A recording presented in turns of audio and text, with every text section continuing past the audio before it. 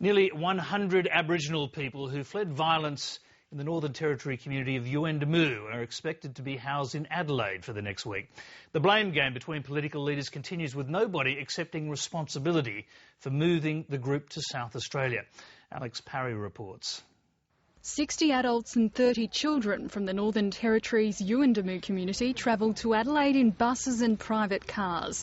The South Australian government is offering food, accommodation and healthcare, but political bitterness is souring relations between tiers of government. There's got to be a big message sent to whoever made this stupid decision to give people a one-way ticket south rather than dealing with the issue. It's been handled atrociously by the Northern Territory and Commonwealth governments. I think that's quite clear.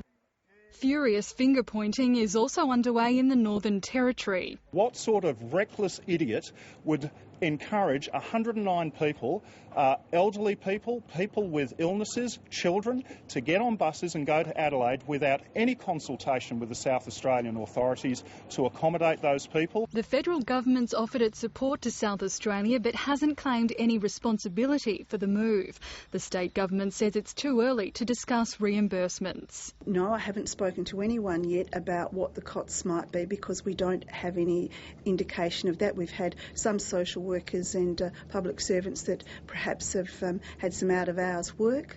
The majority of the group has stayed at a community centre in Adelaide's northern suburbs, but some have opted not to use local services. Welfare group Anglicare is shouldering most of the load. This is a bit of an unusual circumstance because there are so many people, but the state government has asked us to help, so we are. The South Australian government says no local people in need will miss out on services because of the incident. Alex Parry, Late Line.